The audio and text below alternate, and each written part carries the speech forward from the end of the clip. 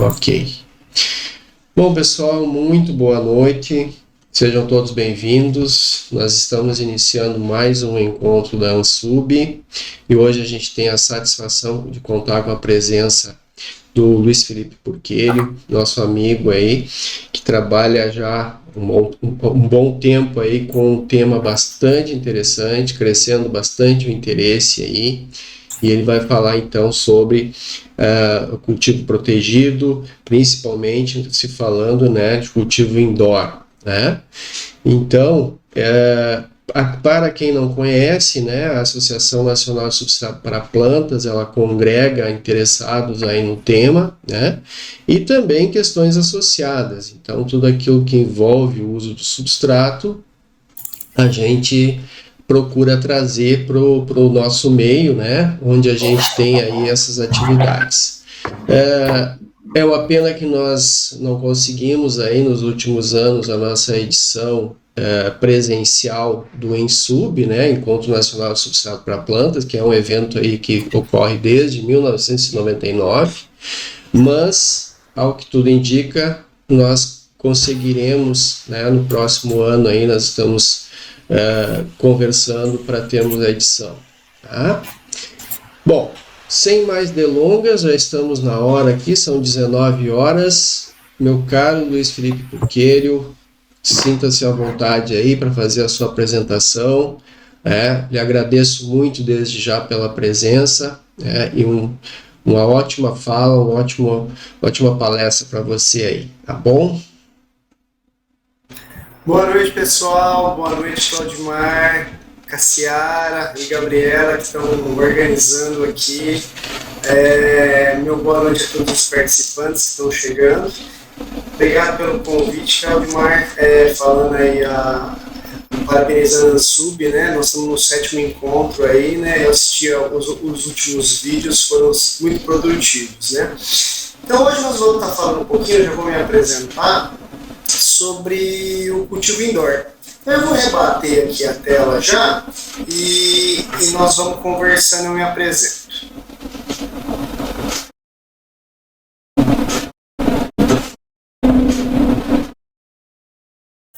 Claudimar, tá tudo certo aí? Tá vendo a minha tela? Sim, tudo certo. Então, meu nome é Luiz Felipe Villani Porquerio, eu sou pesquisador do Instituto Agronômico. Eu trabalho aqui com a parte de sistemas de produção, nutrição de plantas, mais focado na horticultura, e faz uns 2 anos aí que nós estamos no cultivo indoor também, né? No Urban Farm, unidade de produção farm e o cultivo indoor. Então o Claudimar pediu para eu trazer isso para vocês, falar um pouco das tendências e desafios. E eu vou estar juntando tudo isso e mostrando todas as oportunidades para a gente que trabalha com substrato, né? Então tem muitas oportunidades legais aí. E nessa primeira imagem, vocês estão vendo já uma imagem passada do laboratório. Vocês estão vendo o lúpulo aí, né? Uma caixa de aeroponia, as estantes coloridas, é isso que nós vamos estar conversando. Então, como que eu preparei a apresentação para vocês?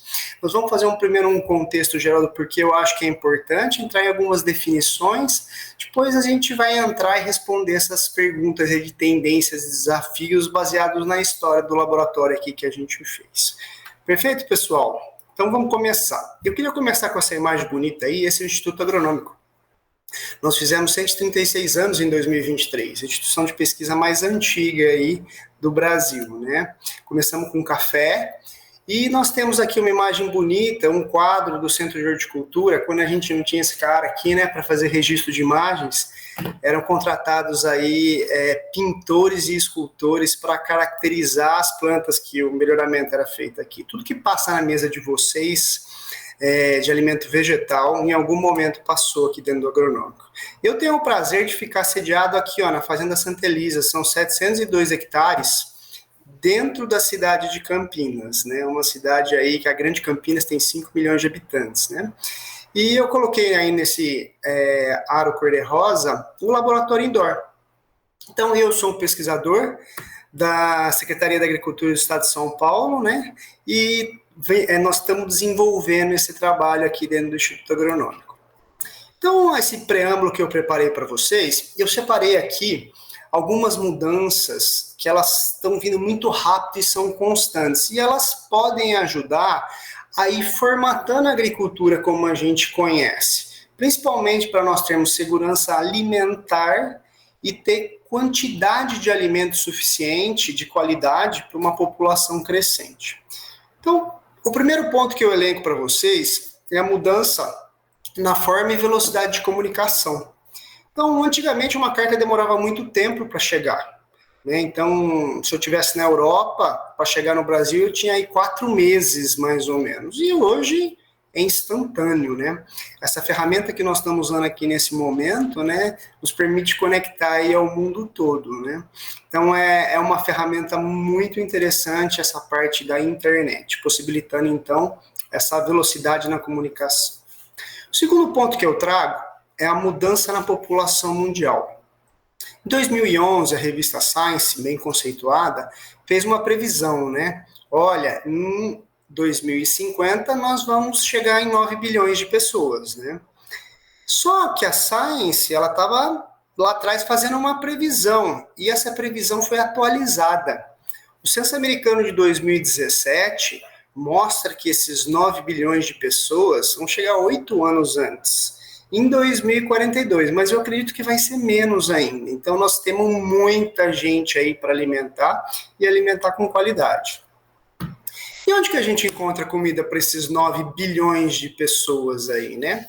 Essa revista bem conhecida, National Geographic, ela está fazendo umas reportagens já há vários anos, né? Falando, olha, em 2050 nós vamos ter 35% a mais de população, chegando a 9 bilhões. Para alimentar todo mundo, eu preciso dobrar a área plantada. O que eu faço? Né? Como que eu alimento esse pessoal? E ela questiona e traz uma mudança de paradigma. Será que a gente vai conseguir continuar se alimentando com alimentação animal? Porque hoje o que a gente faz? A gente planta milho, planta soja, alimenta os animais, conversão energética não é muito alta, né? E a gente se alimenta da carne animal. Então ela fala assim, ó, será que nós temos que ter uma mudança no padrão da alimentação? Mais consumo vegetariano, produção mais próxima a áreas urbanas. Então, são pontos que já estão sendo observados há bastante tempo. E os números vêm fortalecer isso, né? A mudança no padrão alimentar. Esse é um gráfico de 2018 que mostra o crescimento dos alimentos plant-based nos Estados Unidos. E ele movimentou 3,7 bilhões de dólares. É um leite que não é mais um leite animal, é um leite vegetal, é uma planta que está substituindo. Então, assim, eu não sou vegetariano, mas é uma oportunidade muito grande de negócios, né? E talvez uma necessidade. E para complementar, nós temos muitos estudos publicados dizendo sobre os alimentos ultraprocessados. Nós precisamos comer melhor. Esses ultraprocessados, eles estão matando muito no Brasil e no mundo. Então, reportagens recentes aí, ó, de BBC falando desses efeitos da comida ultraprocessada, que nós precisamos nos alimentar melhor. E essa mudança, ela envolve a qualidade do alimento em função das faixas etárias, né? Essa aqui é minha filha, ela tinha aqui 4 anos, 3 anos, ela está com 6 agora, e eu produzi aqui microverdes de girassol, e ela se alimenta super bem, adora, é super palatável para as crianças, dá para associar com imagens de personagens infantil. A gente tem um público adulto que precisa de valores nutricionais, esportista, e uma população que está cada vez mais idosa, né? Que precisa, por exemplo, de cálcio, de ferro, de zinco. Então, nós precisamos desses valores nutricionais específicos. Quinto ponto é a mudança no padrão de família. Hoje, com o casal trabalhando fora, nós temos menos tempo para preparar os alimentos, né? Então, nós precisamos do quê? De alimentos ready to eat, pronto, mas alimentos com qualidade, saudáveis, coloridos, atrativos ao consumidor. Nós precisamos comer e comer bem, com saudabilidade e também de uma forma prazerosa, inclusive para estimular crianças com alimentos mais, assim, naturais, mas com sabor mais adocicado. Sexto ponto, mudança na população urbana versus a população rural.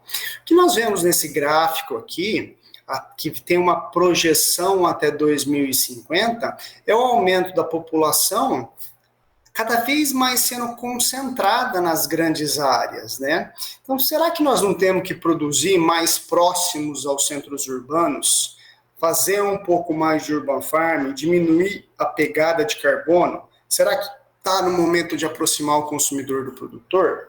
Eu trago para vocês um exemplo. Eu vou perguntar para vocês se isso é sustentável, né? Então, isso aqui é a produção de alface americana, que ela é feita na costa dos Estados Unidos, na região do deserto de Salinas, na Califórnia, e ela viaja naqueles caminhões maravilhosos, né, deles, atravessa os Estados Unidos, né, através de trens, a estrutura deles é melhor, eles têm a parte aeroviária também, com cadeia de frio. Mas aqui a gente pergunta, isso é sustentável? Como é que fica a pegada de carbono? Será que não dá para reduzir essa logística de distribuição, ter unidades protegidas, pulverizadas, né? E trazendo esse paralelo, porque o Brasil ele é um país muito grande também. E o principal ponto aqui, o último que eu trago para vocês, nesse preâmbulo, é a mudança climática. Ela é real, ela está acontecendo, o IAC no Brasil, ele detém a série histórica de dados de temperatura mais longa, tem mais de 100 anos, e vocês estão vendo aqui os dados do colega aqui do IAC, do Gabriel Blaine, e ele mostra claramente que nós estamos tendo um aumento de temperatura, mais da temperatura noturna do que da temperatura diurna.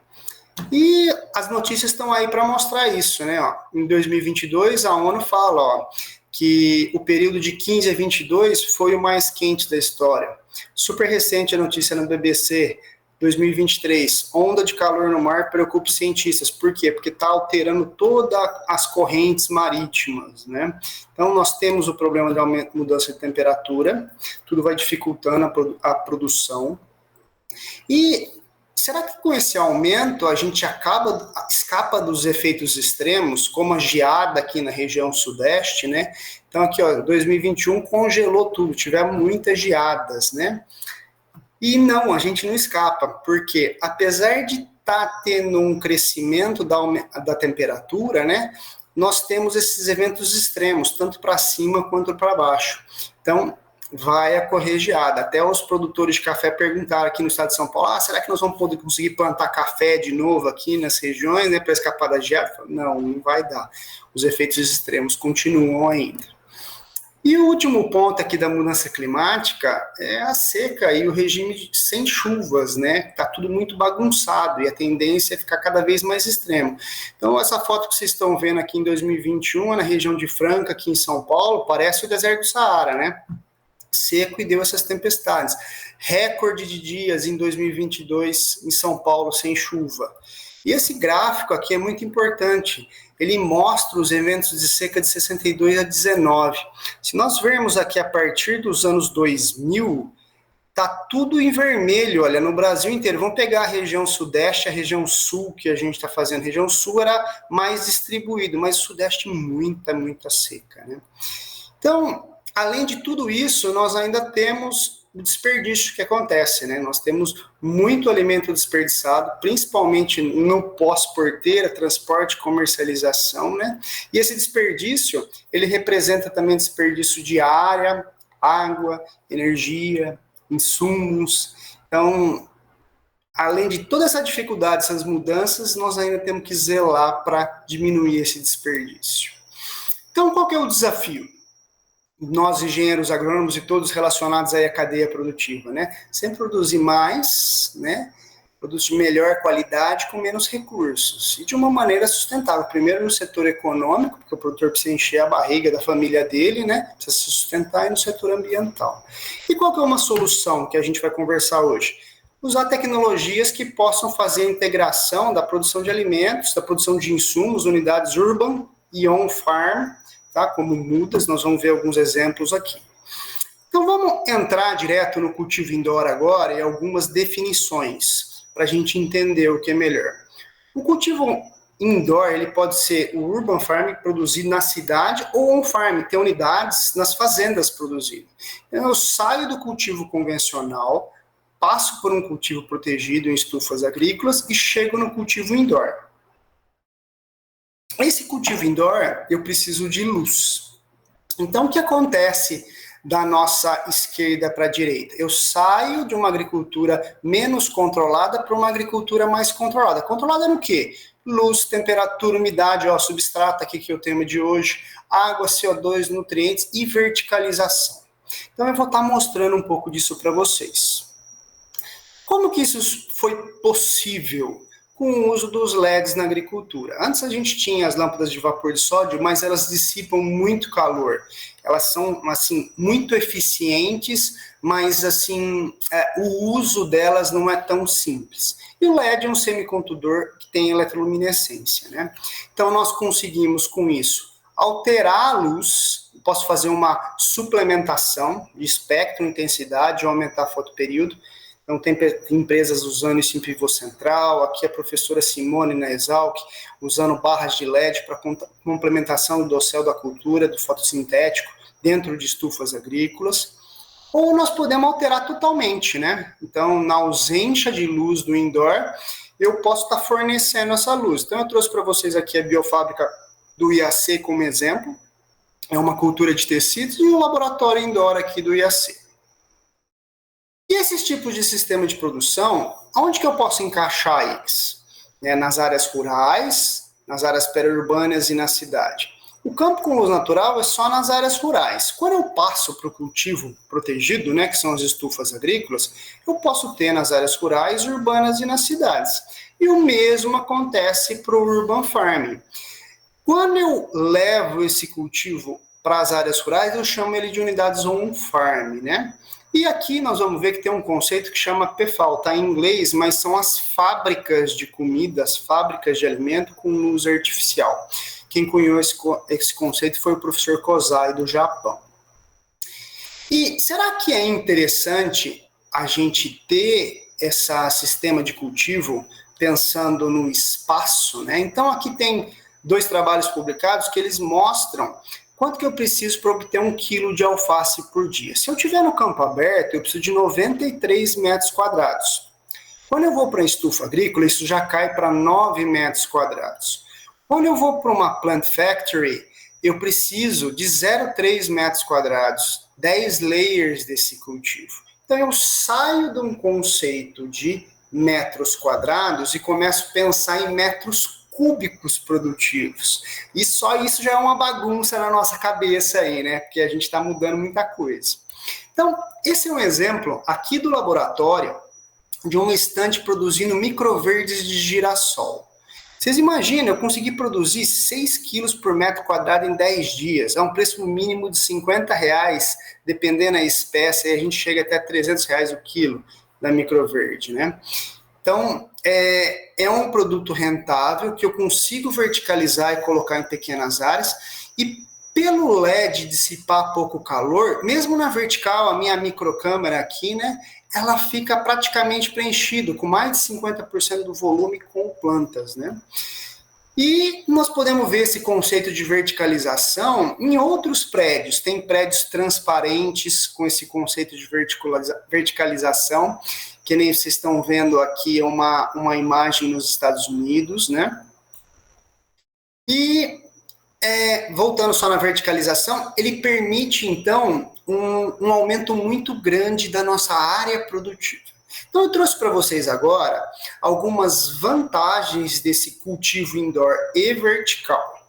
Então, nós conseguimos escapar dessa mudança climática pelo controle que nós temos aí de água, luz, temperatura e do substrato. Nós conseguimos produzir com uma verticalização em pequenas áreas. Nós utilizamos nesses sistemas poupadores de água, eu vou mostrar para vocês, com 97% de economia. Nós produzimos alimento seguro, tem menos pressão de pragas, doenças, tem que tomar cuidado, porque a gente tem que manejar bem. Mas dá para escapar das doenças, praticamente orgânico, mas a nossa legislação não permite, né? Tem que ser no solo. Uso de nutrientes de forma precisa, chegando até na biofortificação e produção de superalimentos. Nós podemos ainda fazer o manejo da luz, temperatura, estresse abiótico e produzir compostos secundários, que são fármacos, e podemos fazer uma produção muito próxima ao consumidor ou dentro de uma unidade produtiva no campo também, reduzindo logística, distribuição e pegada de carbono. Mas é só maravilha isso? Não, é muito novo ainda. Então eu trouxe algumas desvantagens reais que nós estamos tentando avaliar aqui. Primeiro, investimento inicial. Custo é alto para determinadas culturas, nós vamos falar um pouquinho mais. Vulnerabilidade à falta de energia. E o principal, precisa de conhecimento técnico multidisciplinar. Então precisa entender de várias áreas. Vamos falar um pouquinho da eficiência do uso da água. A FAO não. A Unesco falou que até 2050 nós vamos ter esse aumento de 55% no consumo de água e redução das reservas. Então nós precisamos usar sistemas poupadores. Então, eu trouxe 3 exemplos para vocês aqui, né? Aqui com o substrato, né? Um sistema de floating para produção de mudas, microverdes, baby leaf. Com hidroponia NFT, eu tenho substrato numa fase, né? E depois ele vira sem solo praticamente, né? Então aqui é a Fazenda Cubo, aqui em São Paulo, nós vamos mostrar eles, né? Então uma economia muito grande. E aqui uma imagem da Plant Factory Denise, que eles têm um Instagram bem interessante, que eles já fazem a aeroponia. A gente vai ver a aeroponia também aqui, não lá na Rússia, mas aqui na Barra da Nossa Saia. E mostrando alguns dados de eficiência de uso da água, o professor Orsini, no Vertifarm 2019, mostrou para a gente, do campo para estufa agrícola, eu tenho uma economia de 5 vezes. E do campo para as fazendas indoor, 17 vezes a economia de água. Cultivo indoor. Vamos mostrar aqui um pouquinho dos modelos de negócio antes da gente entrar aqui nas tendências e desafios. Eu trouxe essa imagem da Aerofarms porque ela é emblemática, foi uma das primeiras a entrarem no mercado. Eles começaram em 2015 nos Estados Unidos, né? Começaram com um galpão de 30 mil metros quadrados e eles foram crescendo. Tanto que até em 2019 eles fizeram, antes da pré-pandemia, uma parceria muito grande com uma companhia aérea aí, né? Então, o que eu vejo no cultivo indoor é que tem uma pressão vindo de cima para baixo. Nós precisamos de alimento saudável, precisamos de alternativas de produção, é tecnológico. Então, não está vindo do produtor para a gente, né? Então, está vindo de outros setores para a produção. E esse cultivo indoor tem diversos modelos que a gente pode usar. Então, um exemplo que eu trouxe aqui é do Daniel Tristão, é um brasileiro que ele está em Londres. Ele tem na empresa Crate to Plate cerca de 14 containers espalhados em áreas como essa, que vocês estão vendo aqui, esse parque em Londres, e eles produzem com e sem substrato. Vocês estão vendo manjericão vertical, aqui alface vertical, e na horizontal também, né? Eles vieram aqui no terceiro workshop Urban Farm, tiveram com a gente esse ano falando, então um outro modelo para vocês verem. Mas precisa ir para o exterior para ver isso? Será que nós temos isso no Brasil já, esse cultivo indoor, esses modelos de produção diferenciados? Sim, a resposta é sim. Eu trago para vocês aqui o Paulo Bresciani, né? Ele é proprietário da Fazenda Cubo, que fica dentro de Pinheiros, é uma unidade produtiva, e ele tem também um sítio muito interessante, super tecnológico e sustentável. E eles são uma fazenda urbana, produzindo desde 2019 com um crescimento. Eles começaram com um engenheiro agrônomo, tem 3 engenheiros agrônomos, tem toda uma fidelização de revisitação, uma proposta muito interessante de uma pequena unidade localizada em São Paulo. Outros exemplos de cultivo indoor que a gente tem com o uso de substrato é a produção de cogumelos. O Yao Yuri está aqui em Sorocaba, é um dos maiores produtores nessa linha de cogumelo com substrato. O Rodrigo Meyer, da Mighty Greens, olha o tanto de substrato na mão dele aí com cogumelos. Dá para fazer urban, dá para fazer dentro do ambiente protegido. Se nós pegarmos outro exemplo, a Big Green, essa é a fazenda vertical mais alta da América Latina, se eu não me engano, o Marco estava me dizendo, né? Eles estão aqui no alto de um prédio em Osasco, produzindo com uma parceria com a iFood no sistema NFT com complementação. E eles também têm uma unidade de produção aqui no Shopping Dom Pedro, em Campinas já. Então tá bem pertinho. E totalmente indoor. Essa aqui é a Maná, só para vocês verem. Aqui em cima dessa plataforma tem a Gisela é proprietária da Maná. Aqui a gente tem 7 metros de pé direito. Eles começaram em 2022 e agora estão construindo um novo galpão para poder ampliar aí, produzindo hortaliças totalmente indoor. Então,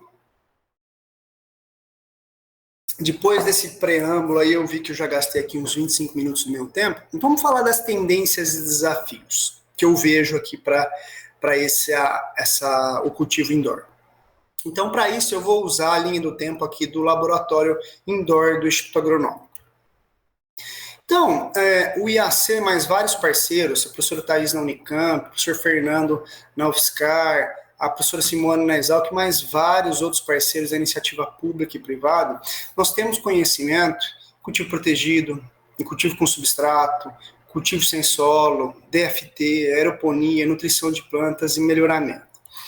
E daí, em 2018, hoje o Paulo da Fazenda Cubo, o pessoal da Pink Farms, várias pessoas vieram bater aqui na porta, não só minha, mas de vários pesquisadores, perguntando assim, professor, como é que a gente faz cultivo indoor? Eu falei assim, não faço ideia, mas eu sei tudo isso aqui, nós podemos tentar embarcar, né? Isso começou a me chamar a atenção já desde 2018. Aí nós conseguimos aprovar um projeto PIP na FAPESP, na pequena empresa, começamos a estudar um pouco mais, até que em 2019 eu falei assim, não, nós precisamos fazer um evento para criar um fórum da discussão para ver quem que está interessado nisso, tem empresa interessada, se isso vale a pena ou não, né? Temos uma disciplina conjunta na pós-graduação, vocês vão ver, fomos pesquisar, viajar mundo afora, em eventos, conversar com pessoas, até que veio a pandemia aí, né? Nossa, a pandemia travou esse evento 2 anos aí, mas falei, não posso parar, né? Então, aqui, de 2021, no começo, falei assim, preciso pôr a mão na massa e nós criamos uma porta cor-de-rosa aí, que é o laboratório indoor. E daí nós já fizemos várias pesquisas, nós vamos chegar até o último evento, é isso que eu vou mostrar para vocês agora, e as oportunidades envolvidas com substrato nisso. Então, primeiro, vou começar aqui pelo workshop Urban Farm, junto com o professor Fernando Sala e o professor Thiago Factor, né? Nós falamos assim, vamos começar um evento aí para ver se tem interesse, se não tem, se as empresas estão interessadas, se é sustentável isso economicamente, vamos tentar criar esse fórum, né? E nós fizemos um evento aí, tivemos o prazer de ter o professor Pedro, né? Aqui como homenageado, ele falou aí no quarto encontro há algumas semanas atrás. E foi muito bem, fomos aí para o segundo evento com interesse crescente da iniciativa privada. Vocês estão vendo aqui o saguão do Instituto Agronômico, aqui nós já tivemos vários parceiros da iniciativa privada, né? O professor Ciro Paulino da Costa, que melhorista de plantas, foi homenageado, e isso foi mostrando um interesse crescente, né? Nós fomos visitar esses players, fomos ver aí a City Farms, Pink Farms, Fazenda Cubo, Big Green, vários lugares aí do estado de São Paulo e fora do estado de São Paulo, levando os alunos, não é viável, não é viável, conversando, aprendendo, para trazer esse laboratório aqui dentro do IAC. E aqui eu faço uma pausa para uma reflexão. Sempre que você vai falar de cultivo indoor, a primeira pergunta que o pessoal faz é viável economicamente? Eu respondo assim, é muito novo, como vocês vão ver. E nós estamos testando essa viabilidade. Mas eu gosto desse exemplo. Uma TV de 32 polegadas, em 2000, custava uns 10 mil reais, né? Hoje você tem uma TV com uma qualidade muito melhor de 32 polegadas por 1.500 reais no mercado. Então aumentou a qualidade e o custo reduziu. Vamos embarcar esse exemplo no cultivo indoor? Quando eu comecei o laboratório, eu tinha 2 empresas fornecendo luz para isso. Hoje nós já temos mais de 10 empresas. Então eu trouxe para vocês algumas logos aqui dessas empresas e o mercado está crescendo, está se desenvolvendo por causa do interesse. E quando eu estive lá em Varney, no Vertifarm, eu tive a oportunidade de conhecer o professor Bugby e ele traz um dos primeiros papers mostrando a viabilidade econômica desse cultivo. E o que ele fala no paper?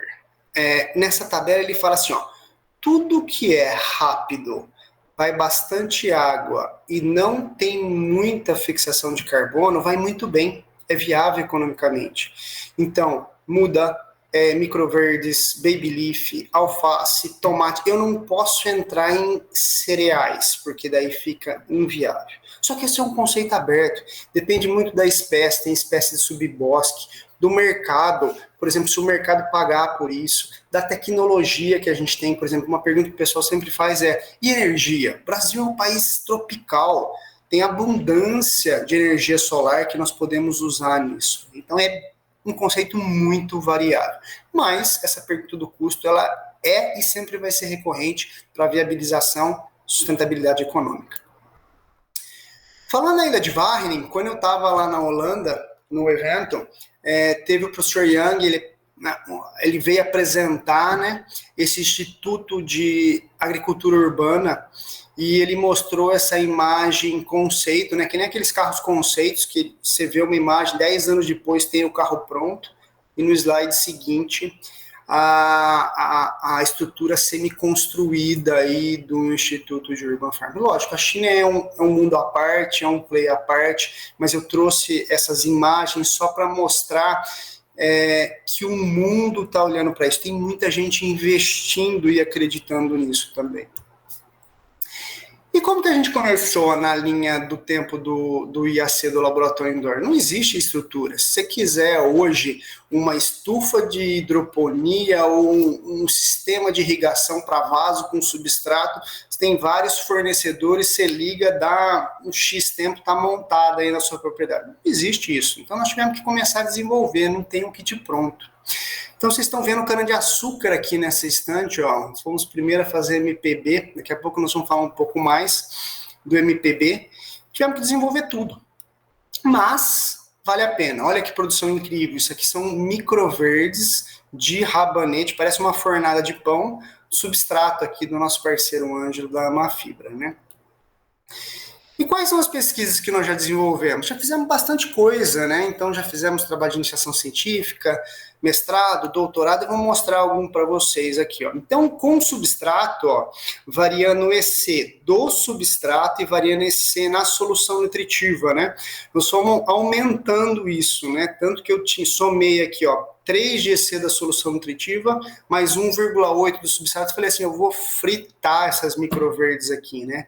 Elas não vão aguentar 4,8 de EC, que nada. Alta população, sistema produtivo diferente, nadado de braçada. Vocês estão vendo as fotos aqui. Olha o desenvolvimento do sistema radicular.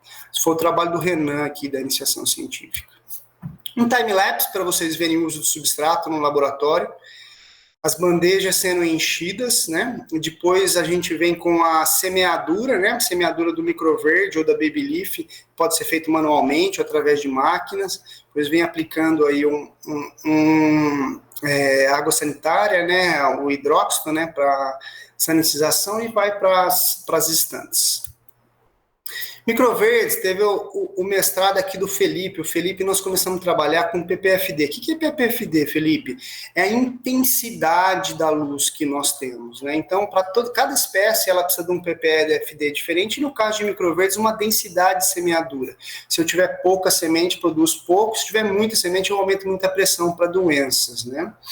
E aqui, ó, um artigo publicado agora em 2023, depois está o link aqui, ó, mas mostrando a quantidade de espécies que a gente pode fazer essas microverdes no cultivo indoor. Muita pesquisa sendo feita em cima disso já.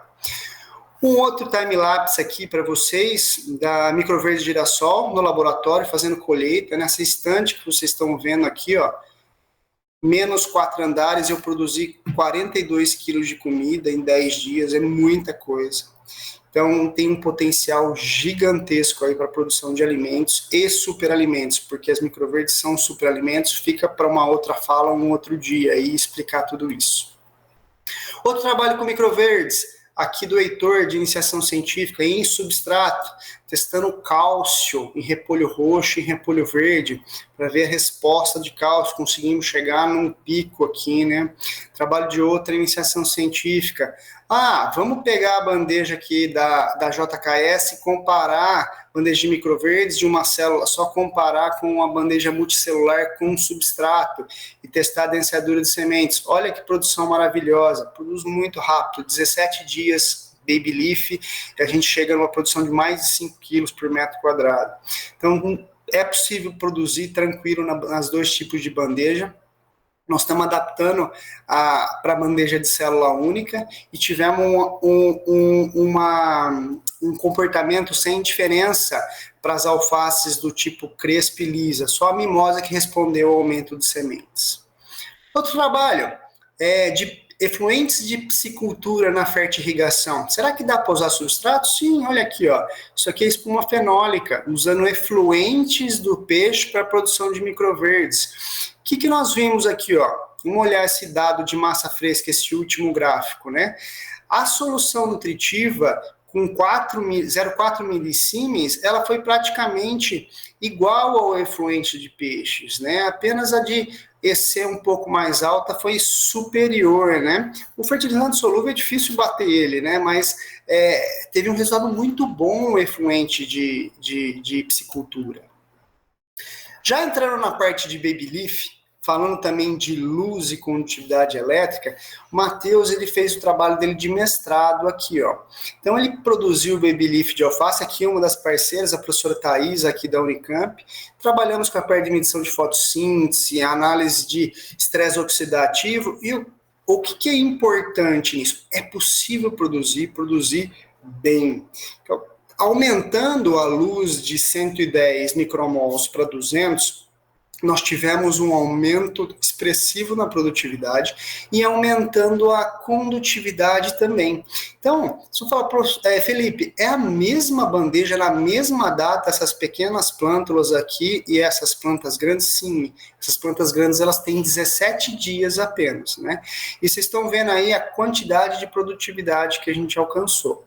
Então, realmente, 200 micromols foi o melhor, mas tem campo para muito mais ainda para Baby Leaf, é que a gente tentou o low PPFD, né, o PPFD baixo para economia de energia elétrica, né?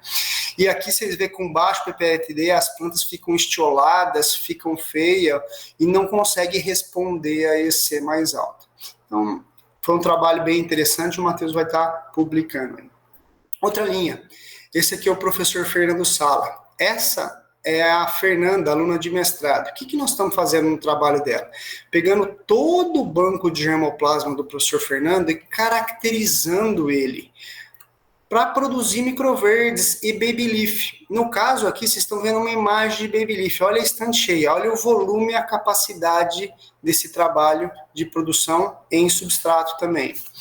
E aqui, ó, nós fizemos uma parceria com a Filtrin. Essa estante é uma estante demonstrativa que foi para a Hortitec. E aqui nós vemos a possibilidade de produção de mudas que está sendo o trabalho de mestrado aí do Luiz Gustavo. Depois nós vamos entrar no processo de otimização. Então, dá para produzir muda para a agricultura convencional? Dá. Dá para produzir comida para a população? É possível. Outro trabalho que nós já fizemos, Baby Leaf e fotoperíodo. Esse foi um trabalho feito aumentando o número de horas de luz da planta. E nós chegamos até 19 horas aqui, ó. Mais que isso, a planta fica muito afetada. Então, vocês veem nessas fotos de baixo, efeitos com 24 horas de luz e 22 horas de luz. Queima todas essas folhas da planta, entrando nos desbalanços. Uma outra oportunidade, uma curiosidade, ela envolve menos substrato apenas na fase inicial. Aqui está o professor Tiago, a quem eu chamo carinhosamente de pai da aeroponia no Brasil, né? E no projeto que ele coordenou na FAPESP, né, ele construiu a primeira estufa em tamanho comercial para a produção de mini tubérculo de batata semente. E hoje essa tecnologia está sendo utilizada aí nos principais players de batata semente no Brasil. E nós embarcamos num segundo momento, né, com projetos, essa tecnologia para o cultivo indoor. Desenvolvemos protótipos de hidroponia, então vocês estão vendo aí o lúpulo e o microtomate, e também, ó, testamos aqui com microverdes e mudas de cana, para brincar, para ver. Então, é possível estar produzindo em aeroponia, nesse sistema protegido. Mais um ponto. Outras espécies. Será que dá para trabalhar plantas de ciclo maior, como o lúpulo, né? Então, sim. O lúpulo é feito outdoor e é utilizado luz para fazer ele florescer. Como? Ele precisa de um fotoperíodo de 16 horas até um determinado tamanho da planta. Depois se corta essa luz para 12 horas e induz o florescimento. Nós conseguimos fazer isso totalmente indoor. E depois começamos a propagar e fazer mudas. Colocamos esse lúpulo em protótipos aeropônicos. Daí o Matheus falou, professor, vamos colocar esse protótipo na estante de produção para ver se essas plantas sobem e nós conseguimos fazer florescer. Conseguimos fazer florescer. Fomos para o segundo workshop Urban Farm. Vamos levar lúpulo florescido lá para o pessoal ver, ó. Conseguimos fazer florescer. São plantas de 1 ano, plantas assim, muito novas, né? Então elas não dão tantas flores, mas é super possível trabalhar com lúpulo. Outra planta de ciclo longo que nós já colocamos aqui no laboratório indoor. Fibra de coco no substrato, 100% de pegamento das plantas de baunilha, depois elas vêm para um vaso de 430 ml para uma primeira fase, vão para um vaso de 3 litros e é isso aqui que nós temos hoje aqui no laboratório indoor. Meu desafio agora é tentar fazê-las florescerem. Eu não sou especificamente da área de floricultura, mas é um produto que tem uma aceitação e um valor agregado muito alto no mercado, né? Então, interessante tentar fazê-lo florescer. São os pré-testes que nós fizemos com o lúpulo e com a baunilha, nenhuma experimentação formal. E o tomate, que o professor Bug me mostrou lá que é possível fazer no laboratório, no cultivo indoor? A resposta é sim, tanto em vasos com substratos, quanto no sistema aeropônico. Esse aqui é um protótipo que nós temos, que vocês vão ver o enraizamento, né? Então as plantas estão florescendo aqui já. Esse vídeo eu fiz acho que tem uns 3 dias. E um enraizamento fantástico. Então, quando a gente pensa em substrato, pode ser um substrato orgânico, natural, ou pode ser alguma coisa para fixação das plantas nesse sistema produtivo que é o aeropônico ou o hidropônico, né? Mas o tomate indeterminado é o melhor tomate para esse tipo de cultivo? Não. Para o cultivo vertical, nós temos que pensar em plantas de pequeno porte, plantas mais baixas, plantas com um ciclo rápido.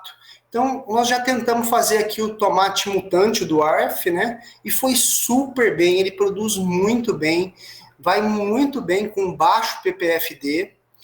E o professor Lázaro Pérez na Exalc tem materiais muito interessantes que nós fizemos uma parceria. Aqui eu trouxe para vocês até raízes arroxeadas no material arroxeado na aeroponia. E esses materiais vão evoluindo, né? O professor Lippmann, nos Estados Unidos, em 2019, já desenvolveu um material determinado com clusters mais agrupados, que produz muito fruto, tem um porte pequeno, e tem um outro trabalho aqui do professor Bugby, agora de 2023, estudando também esses materiais. Então, logo, logo, vocês vão ver diversas culturas sendo produzidas nesse sistema. E aqui uma novidade para vocês, né? Nós podemos produzir e dar suporte à agricultura convencional. Eu acho que a saída para o cultivo indoor, no primeiro momento, para ganhar mais visibilidade, é esse suporte à agricultura convencional. Então, aqui está o Mauro Xavier, que é o pesquisador do IAC, criador aí do programa de MPB de cana, né? Daí em parceria com o professor Antônio da Exalc, mais o laboratório. E nós estamos fazendo aqui o doutorado do Eduardo. O doutorado dele, nós estamos estudando a cana-de-açúcar e a produção de mudas indoor. Está dando um resultado muito interessante, um ciclo rápido, facilidade de produção. E o primeiro pré-teste no campo, nós tivemos um pegamento muito interessante dessas plantas. Então, isso aqui pode ir para uma fazenda, nós podemos ter unidade de produção on-farm. Estou mostrando a cana, mas nós temos muitos insumos que envolvem muita utilização do substrato, que podem ser utilizados em diversas unidades produtivas on-farm. Outro trabalho que é possível fazer nesse sistema de produção é produzir superalimentos. já são naturalmente mais ricos e é possível biofortificá-los. Então, nós já fizemos aqui trabalhos com biofortificação de zinco, com alface. Esse aqui é o Matheus Cipriano, ele está com uma startup aqui agora, Bioestímulos. E essas mudas, elas foram produzidas lá no IBS, em Piracicaba, um viveiro comercial. Elas têm a mesma idade, apesar dessa diferença de porte. A única diferença é a inoculação de Pseudomonas e Burkholderia aqui. Então, se nós aliarmos biofortificação e bactérias ainda promotores de crescimento, aumento do sistema radicular, melhor enraizamento, maior capacidade de absorção de nutrientes, nós conseguimos acelerar muito os ciclos de produção e otimizar ainda mais o uso do sistema de cultivo indoor, que envolve luz. Qual que é o terceiro passo que nós estamos fazendo aqui? Fazer essa biofortificação em cultivo outdoor, hidroponia, com complementação luminosa. E o último passo, nós vamos trazer aqui, ou o último não, porque nunca tem último, mas o quinto passo, nós vamos fazer a biofortificação de baby leaf aqui, dentro do totalmente indoor.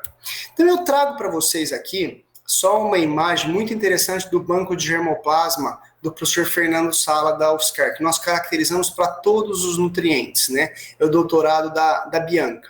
Vamos ver para zinco.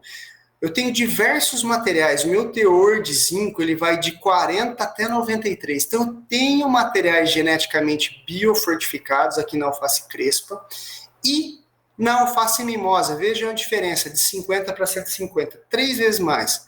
Mas será que eu consigo biofortificar agronomicamente nesses sistemas que a gente está falando? Sim, modulando o quê? Os estresses abióticos, os insumos que a gente vai usar.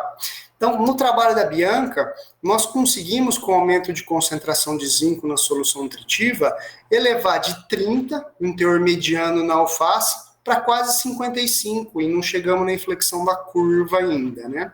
Então, tem um grande leque aí de possibilidades para estar trabalhando biofortificação com zinco, selênio, ferro e vários outros tipos de biofortificação.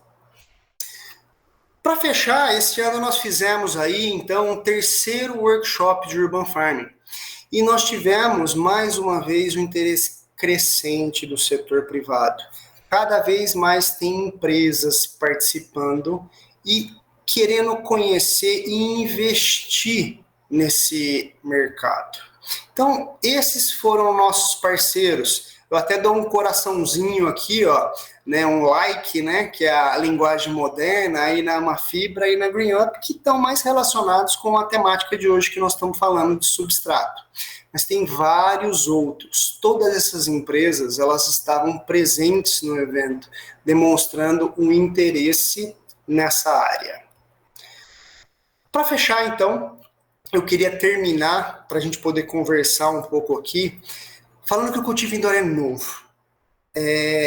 Existem algumas pessoas na área de pesquisa e alguns players pelo Brasil fazendo isso. No Brasil ele tem 2 anos, um pouco mais, mas está vindo muito rápido. O pessoal jovem, eles gostam de tecnologia, eles gostam de trabalhar ergonomicamente, é muito bom ter superalimentos muito próximo à população ou suporte à agricultura convencional. Então é uma ótima oportunidade de negócio, pesquisa e desenvolvimento. Eu gosto muito desse exemplo para tecnologias disruptivas. Se nós formos pensar no cultivo protegido e na hidroponia, há 20, 30 anos atrás, ele chegou muito desacreditado, ainda mais porque os produtores começaram a fazer errado aqui, com tudo fechado, uma casa de vegetação calafetada, né? O Cláudio Mar está aí no sul, isso é bom porque mantém o calor, mas aqui para a nossa região a gente tem que fugir do calor, né? E foi desacreditado. E hoje, o que a gente tem com essa tecnologia? Da onde é essa foto que eu estou mostrando para vocês? Da Hortitec desse ano. E na Hortitec, um dos setores que mais cresceu nos últimos anos, pré-pandemia inclusive, foi o setor de cultivo protegido de hidroponia. Então eu faço esse paralelo porque o cultivo indoor e as tecnologias emergentes que estão vindo, elas seguem na mesma linha. Nós temos uma fanpage aí que é a Urban Farming BR, né, relacionada a esse tema, é a Porta Cor-de-Rosa. Pessoal, se vocês quiserem nos seguir, nós vamos postando aqui as falas, os sucessos, os erros, a gente aprende mais com as falhas aí do que os acertos, né? E eu queria fazer um convite para vocês, venham me visitar aqui no Laboratório de Cultivo Indoor, venham participar do quarto workshop de Urban Farm, está marcado aí para o dia 16 de maio de 2024, e vamos conversar a respeito desse tema, porque é um tema muito instigante, curioso e traz muitas possibilidades. Segue meu contato, então, meu celular, podem entrar em contato comigo através do celular, sem problema, o WhatsApp. Às vezes eu demoro um pouquinho para responder, mas eu procuro responder para todo mundo. E meu e-mail aí. Perfeito, deixa eu parar aqui de rebater para eu retornar e ver vocês. Felipe, muito obrigado pela tua apresentação, sempre trazendo novidades aí, e essa linha do tempo que você traz, ela nos motiva, porque nada melhor do que nós vermos uma evolução documentada dessa forma, né? Então, pessoal, estamos abertos aí para questionamentos, fiquem à vontade, se quiser pelo chat ou falando ao microfone mesmo, é só nos comunicar, tá? Peço à professora Cassiara que me ajude aí caso eu não perceba alguém.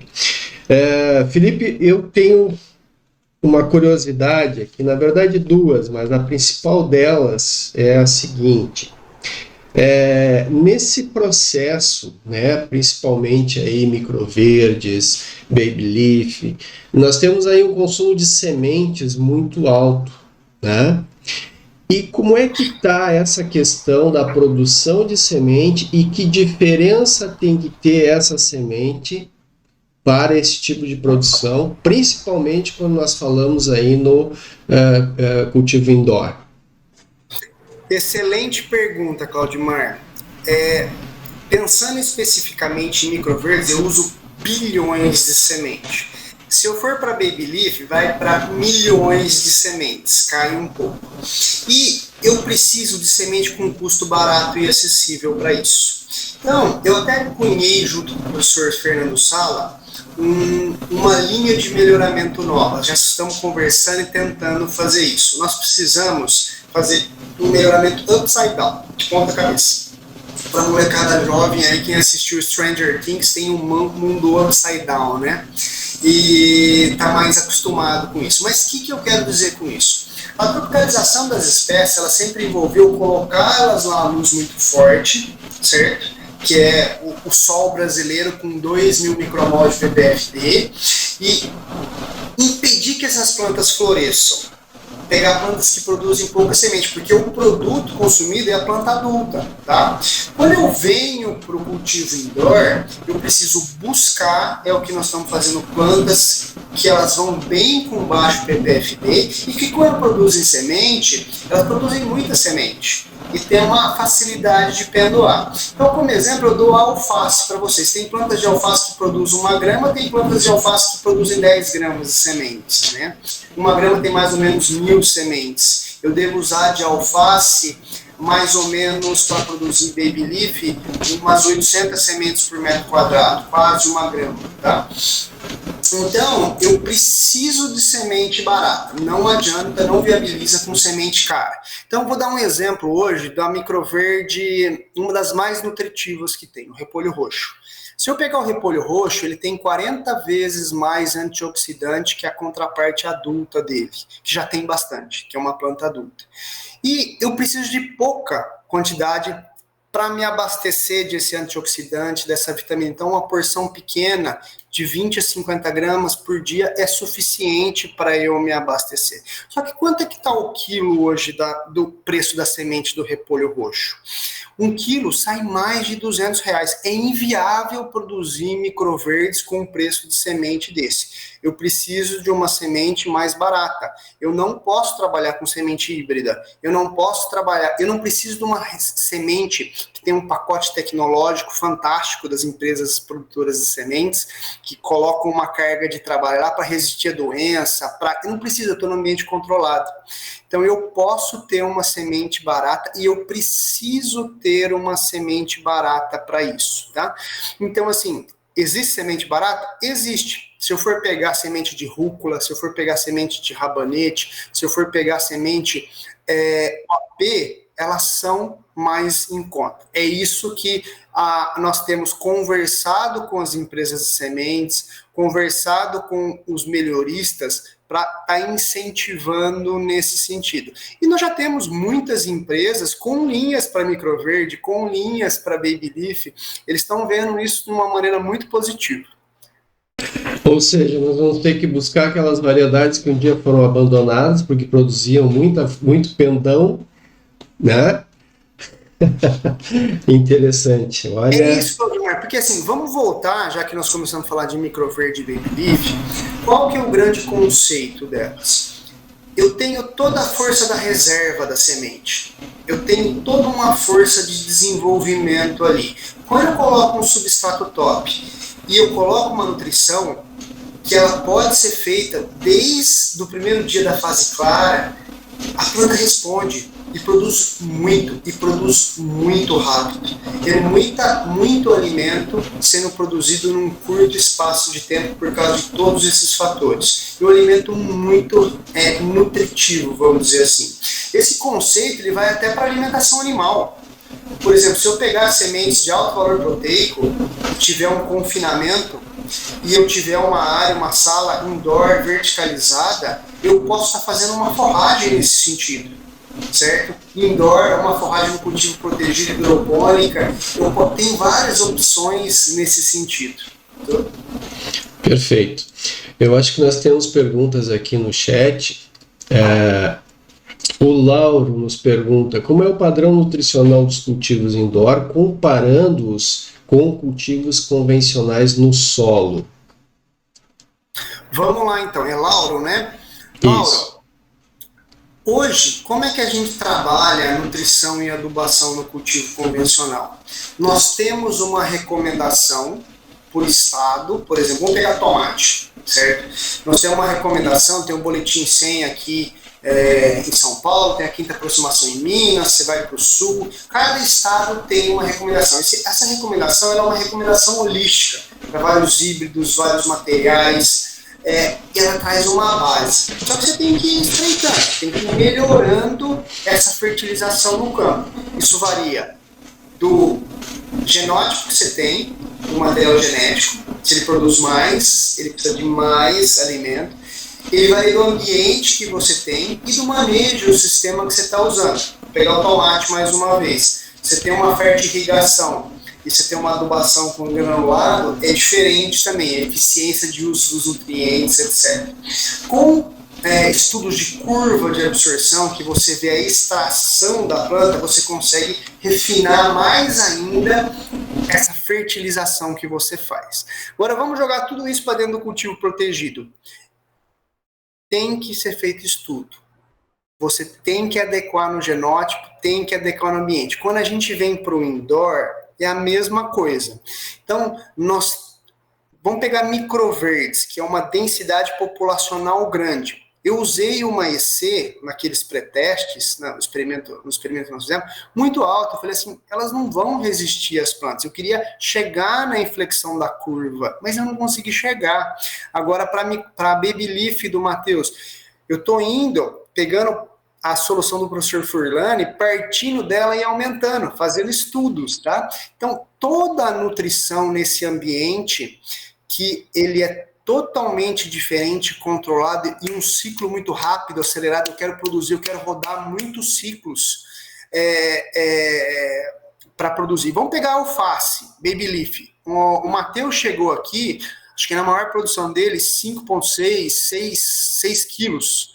Se eu pegar o cultivo hidropônico, eu consigo chegar a 8 quilos, com plantas bem grandes. Só que eu preciso de quantos dias para fazer o cultivo hidropônico de uma alface convencional?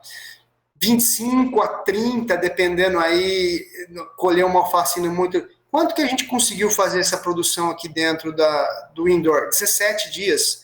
Então, se eu pegar 15 para 30, fazendo uma conta redonda, é 2 para 1. Então, é muito diferente. Então, assim, eu contei essa história aqui para falar que precisa estudar e validar a nutrição nesse ambiente também, tá? Felipe, falamos um pouquinho da. Tem uma pergunta do Alexandre, que depois eu faço a minha. Deixa eu ler aqui. Para a produção de sementes para o indoor, a legislação seria a mesma? E a pergunta dele: seria uma alternativa para produtores de sementes crioulas? Sim, sim, com certeza. Se a gente for pegar esse sistema, ele só não é orgânico porque a legislação não deixa, mas ele pode ser orgânico. Eu posso usar substrato orgânico, fertilizante orgânico, mas a legislação brasileira, ela fala assim, ó, para ser orgânico tem que estar no solo, não pode estar em vaso, você tem que estar num ambiente determinado, com os insumos determinados, tá? Então vamos pensar no produtor de sementes crioulas, que tira a sua própria semente. Se ele tiver uma seleção de plantas, eu vou dar um exemplo, eu peguei uma amalhantácea rosa, é um caruru, que ela dá uma haste rosa para microverdes, é lindo, é fantástico. Eu deixo florescer aqui dentro do laboratório, foi da semente até produzir mais semente. Então não deixa de ser uma semente crioula, você pode fazer isso, só que o que você tem que tomar cuidado? Eu recomendo sempre fazer com profissionalismo, por isso que as empresas de sementes são parceiras muito importantes, porque elas dominam a tecnologia, elas têm uma semente sadia, livre de vírus, livre de patógenos. Então, quando você vai nesse ambiente protegido, você precisa tomar cuidado com o que você põe para dentro. Mas se a sua semente tiver todas essas características, perfeito, é super possível fazer. Aqui uma pergunta do Gilmar agora. Referente à adubação nitrogenada, teria alguma restrição quanto à fonte de fertilizante? Vamos lá, falar de nitrogênio um pouco. Nitrogênio é a melhor fonte para a planta é nitrato. Tá? Você pode usar um nitrato de amônio que tem 66%, 32%. Você pode usar um fertilizante orgânico. O pessoal da Caia Green aqui em Holanda, eles usam só fertilizantes orgânicos. Tá? E qual que é o grande problema? O ciclo do nitrogênio. Então, se eu tiver excessos, eu tenho mais proteína livre. Eu aumento vamos dizer assim, o desenvolvimento da minha planta. Então eu posso ter uma planta com folha muito grande, mole, uma muda que vai deitar. Eu posso ter uma muda com uma planta aqui dentro mais suscetível em diversas maneiras. E com baixo PVFD, eu tenho que mais acúmulo de nitrato. Eu não tenho o ciclo do nitrogênio sendo completado. Então eu tenho que tomar cuidado com a luz que eu tenho e a quantidade de nitrogênio que eu vou utilizar. Então, mais uma vez, o importante é chegar na quantidade correta. Tá? A fonte, a princípio, você pode usar qualquer uma. Eu não vejo nenhum problema na fonte. Ok. Uma pergunta do Gustavo aqui. A água de efluentes de piscicultura, eu acho que ele está se referindo a que você mencionou. Sim. Era de um sistema aquapônico ou convencional? Porque a disponibilidade de nutrientes é bem diferente. É uma afirmação que ele coloca no final aqui. Gustavo, obrigado pela pergunta. Você até me lembrou, a gente vai falando durante a palestra, eu esqueci de agradecer os parceiros que ficam lá no IAC de Votuporanga. E eles têm um projeto, a Fabiana Garcia, de piscicultura, e a Rayane, que é a aluna que fez esse trabalho, ela fica localizada lá nessa unidade, tem um trabalho bem legal com eles, né? Então, respondendo a sua pergunta aí, esse efluente é de um sistema aquapônico. Eles estão construindo sistemas aquapônicos num projeto muito grande junto do Instituto de Pesca também, com financiamento do CNPq. E a disponibilidade de nutrientes é diferente, exatamente. Então, esse foi só um trabalho de iniciação, mas eles têm 4 tipos, se eu não me engano, de processos produtivos com alimentação dos peixes diferente. Então, você vai ter um efluente diferente também, tá? Então, a disponibilidade ela é diferente. Então, você precisa criar um padrão se você quiser saber o resíduo. E mesmo que você tenha, cada lote de peixes é de uma maneira diferente. Então tem que trabalhar com uma aproximação aí ou com análise para isso. E lembrando, micronutrientes talvez tenha que completar alguma coisa. Beleza. Felipe, eu vou para a minha questão agora. A gente falou aí, você mencionou a questão da produção ser muito semelhante à produção orgânica, e eu concordo plenamente com você. Inclusive, nós tivemos aí recentemente um embate em relação a isso, por causa dessa instrução normativa que surgiu, né, de exigir que tenha a presença do solo na produção do orgânico. Bom, enfim, o orgânico hoje ele se transformou assim, ele passou a ser divulgado, né, e passou a ser incentivado, né, bastante, e tem outras formas de produção que nós também poderíamos chamar de saudáveis, mas não são orgânicas, então estão fora dessa faixa, né? Isso é uma queixa que eu tenho, assim, eu acho que a gente poderia olhar com outros olhos. Mas na utilização de fertilizantes de origem orgânica, como é que você faz para a questão da microbiológica, né? A esterilização desse material? Como é que é feita? Ou não há necessidade? Eu acredito que algum tratamento tem que ser feito. Claudimar, eu não sou especialista em fertilização orgânica, tá? Mas assim, dentro da minha experiência, você pode ter vários fertilizantes orgânicos líquidos, né? E eu não sei se a gente, assim, tem fertilizantes que nem que eles têm micro-organismos, que eles fazem esse processo de mineralização dos nutrientes. Eu vou dar um exemplo das bactérias benéficas aqui. Quando eu entro com elas no sistema, certo? Eu tenho que ser um micro-organismo que ele não seja altamente competitivo ou ele infesta que ele vai causar algum problema no futuro. Por exemplo, vamos pensar no tricoderma, que é muito usado aí no orgânico, né? O tricoderma, ele é bem agressivo. Então, assim, eu acho que nós teríamos que usar ele nesse sistema fechado com cuidado, tem que ser feita pesquisa. A verdade é, eu não sei te responder. O que eu sei responder eu estive na Dinamarca no ano passado e a legislação é levemente diferente daqui, tá? Então eles permitem cultivos em vasos dentro de cultivo protegido. Então eu estive numa fazenda, numa estufa de vidro gigantesca que trabalha com e sem complementação luminosa, e eles estavam produzindo 10 tipos de plantas aromáticas diferentes. O manjericão era um deles. Como que era o sistema? Eles tinham uma estufa com uma esteira de passo, que ela ia devagarzinho, eles tinham uma caia de hidroponia e os vasinhos na caia, e eles passavam totalmente orgânico esterco de galinha diluído em água. Essa era a nutrição das plantas. E nessa esteira de pasto, eles plantavam com o braço robótico do lado, 30 dias era o tempo que demorava para chegar do outro lado, colher do outro lado. Então planta-se de um lado, colhe-se do outro lado.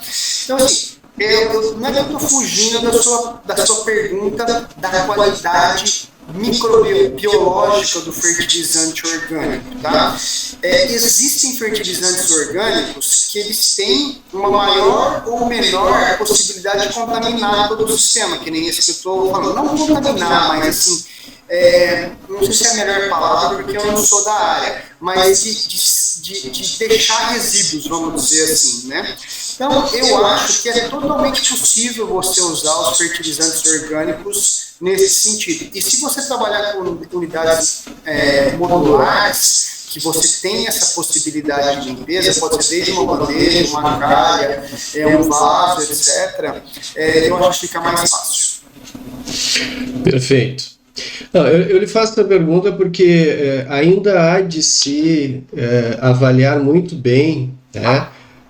Nós temos alguns trabalhos aqui no nosso grupo de pesquisa, nosso departamento, que estão identificando alguns problemas relacionados à presença de micro-organismos prejudiciais, né? Então, dependendo da origem do fertilizante orgânico, ele pode não ter sido trabalhado adequadamente, né? E aí tem pode ter presença de salmonela, pode ter Sim. coliformes, como já aconteceu na Europa, um caso bem marcante que nós tivemos há um tempo atrás, com morte de pessoas, inclusive. Né? Sim. Então, a minha pergunta foi mais nesse sentido, mas isso eu acredito que sejam exceções, né? Então, enfim, mas como todo... Eu acho que assim, existe campo de trabalho, existe possibilidade para isso, entendeu? Vai ser muito difícil, tudo que foi feito com fertilizante orgânico, chegar no patamar de fertilizante solúvel. Eu trabalho mais, gosto de trabalhar mais com fertilizante solúvel, ainda mais nesse sistema, porque você tem uma isenção desses patógenos, né? Mas os dois sistemas eu acho que são totalmente viáveis de estarem sendo feitos. Perfeito. Bom, vamos ver como é que está o nosso chat aqui. Aqui, eu acho que eu vou ver se eu tinha pulado alguém para a produção de semente, já foi. Aqui, estão te elogiando aqui pela sua apresentação, né? O pessoal tá muito contente aqui pelo que eu estou lendo, né? Excelente apresentação, diz o Davi. O Wellington, excelente, muito bem fundamentada, parabéns, Felipe. A Gabriela, excelente apresentação, Luiz Felipe, obrigado por compartilhar conosco seu conhecimento. Oi, Ângelo. Que mais? Bom, vários comentários aqui. Bom, pessoal, se vocês não têm mais perguntas, a gente está avançando no horário aqui, né? Kátia, por favor, Kátia, quiser falar o microfone, fica à vontade. Eu quero. Eu tenho duas perguntas. Uma é sobre a semente para Beilé. A de microverde eu sei que tem que ser tratada. As de Beilé também precisam ser tratadas. E uma outra questão minha é que em estufa, na área rural, os microverdes e o Beilé como substrato. A água precisa ser tratada, porque geralmente a gente tem poço artesiano, né? E aí eu queria saber sobre essa água, porque deu uns mofinhos no microverde. Tá, vamos lá então, Kátia, para as suas perguntas, tá? Primeira coisa, as sementes, tanto para o baby leaf quanto para os microverdes, elas não podem ser tratadas, elas têm que ser sementes nuas, não podem ser sementes peletizadas, porque elas ficam muito próximas ali do contato. Se tiver algum defensivo agrícola, você pode ter resíduo para alimentação humana. Então, normalmente, nós usamos sementes nuas, sem tratamento, tá? E você está aí, pelo que eu entendi, no cultivo protegido. A diferença do cultivo protegido para o cultivo indoor, na produção de microverdes, é que assim, no cultivo protegido eu tenho mais intensidade luminosa, eu tenho condições mais estressantes para a planta. Então a minha camada de substrato tem que ser maior, eu tenho que ter um maior poder tampão ali onde está a sua água. E a sua pergunta foi sobre a qualidade da água, tá? Então você tem água de poço artesiano, excelente. Você não precisa de uma água especial para fazer isso. Uma água de produção convencional, desde que ela esteja, que nem o Claudimar falou, sem contaminantes biológicos, e que também ela tenha qualidade para você. Se não for uma água muito alcalina, se for uma água carbonatada, você precisa fazer uma análise da água para você ver o que a sua água tem. Tanto uma análise convencional de macro e micronutrientes, como uma análise biológica também, para poder garantir aí a qualidade do alimento que você vai vender para o teu cliente. Entendi. Muito obrigada. Disponha. Ok. Mais alguém gostaria de aproveitar o momento, fazer uma pergunta direta aqui ao professor Felipe? Não? Bom, então nós vamos encerrando, Felipe. Eu gostaria de agradecer muito, né, por ter dedicado esse tempo, ter trazido essas informações para nós. A gente fica muito agradecido em nome da Ansub, todo o nosso grupo aqui, e agradecer também as pessoas que estão aqui presentes, e nós vamos disponibilizar esse vídeo depois lá no YouTube, né? Vai ficar para as pessoas quando quiserem assistir novamente, ou aqueles que não tiveram oportunidades vão conseguir. nós temos aqui o nosso próximo encontro, apenas fazer uma divulgaçãozinha, que vai ser no dia 9 de outubro, que a professora Cassiara acabou de colocar aqui no chat, onde nós vamos ter o tema pirones de substratos de origem vegetal, e o nosso convidado é o nosso colega aqui, que pertence à Ansub, Valdeci Ferrari, né, da Bayforte. Tá? Felipe, mais uma vez, muito obrigado, né? Um grande abraço aí, sucesso nos teus trabalhos, né? A gente fica muito satisfeito aí, né? E sempre torcendo aí para o seu sucesso, que ainda vai ser maior ainda. Muito obrigado. Pessoal da Ansub, muito obrigado pela oportunidade mais uma vez. E para fechar aí essa noite, eu convido todo mundo, quando estiverem passando em Campinas, venham conhecer o Instituto Agronômico, venham tomar um café, venham conhecer o laboratório indoor e venham ter um tiquinho de prosa aqui, falando com os meninos. Maravilha.